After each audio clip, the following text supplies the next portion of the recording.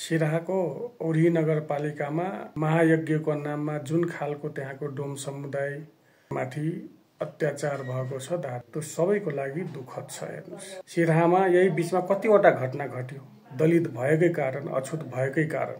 त्यही सरकारले जनता आवास कार्यक्रम अन्तर्गत 2 कोठे घर बनाइदियो। त्यही सरकारले डोजर लगाएर उठाएर फालिदियो, विस्थापित गरिदियो। 30 वर्षदेखि त्यहाँ बसोबास गरेको थियो। डोजर लगाएर घर मात्रै भत्काएन, जुन ठाउँमा घर थियो ठाउँको माटो समेत खुर्केर फ्याँक्यो। माटो पनि अछुत भयो। हेर्नुस्, लज्जास्पद छ के। कस्तो छ चेतनाविहीन यी नरपशुहरू। म त नरपशु भन्छु, यिनीहरू मान्छे होइन। यही शिवजी यादव हो गाउँपालिका अध्यक्ष। यसभन्दा अगाडि त्यहाँका मुसहर समुदायलाई इन्डियामा लगेर बेचेको थियो, मारेको पनि थियो। गाउँपालिका अध्यक्ष उही मान्छे जितेको छ। हेर्नुस्, यस्ता त कति छ घटना जो समाजको विकास र उन्नति चाहँदैन। विभिन्न धर्मको आडमा हैन आफ्नो अपराधलाई चाहिँ जोगाएर चाहिँ निज स्वार्थ पूरा गर्छ। यिनीहरूले सबै कुरा पाउँछ राज्यको, राजनीतिको। कानुनबाट बच्नको निम्ति परिवारसँग कागज समेत सम्झौता गराएको रहेछ। आखिर त त्यो भनेको त जातकै कारण रहेछ। आखिर घुमाइ फिराइ त त्यही रहेछ नि त। अनि के को शिक्षित, के को बौद्धिक वर्ग, यिनीहरू वास्तवमा भन्नुहुन्छ भनेदेखि यी मानसिक रोगीहरू, अपराधीहरू हुने।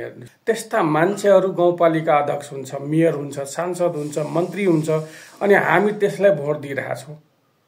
हेर्नुस्, अनि नेताहरूले, दलहरूले त्यसलाई टिकट दिन्छ।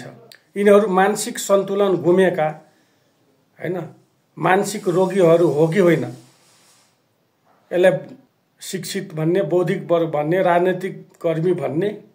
राजतन्त्रको बेला पनि यिनीहरूले जमिनदारी प्रथाहरूद्वारा शोषण गर्यो समाजलाई, विभेद, अन्याय र अत्याचार।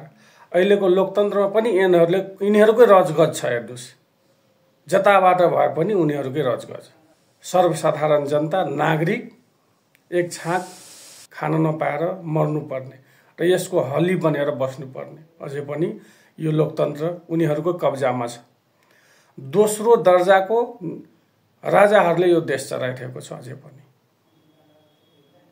अनि यो लोकतन्त्र पनि नागरिकमा निहित भइसकेका छैन। हेर्नुस्, दोस्रो दर्जाका राजाहरूले चलाइरहेको छ। त्यो हुँदाखेरि हैन, राजा ल्याउनु र अहिलेको व्यवस्थामा दोस्रो दर्जाको राजाहरूले चलाउनु भनेको उस्तै हो।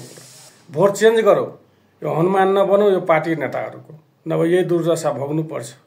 मधेसमा झनै 4-5 लाख दलित भोटरहरू छ। दलित भित्रै छुवाउँछ, अछुत छ। अब आफै भित्र पनि त मजबुत हुनु पर्यो नि। 5-6 लाख भोट यदि दलितले एक ठाउँमा राखियो भनेदेखि के हुन्छ दुर्दशा। यी दलहरू, यी नेताहरू थाहा छ नि, भाग्नुपर्छ हैन। हामी सचेत हौँ, अझै पनि डर, धम्की, त्रासमा नबाँचौँ।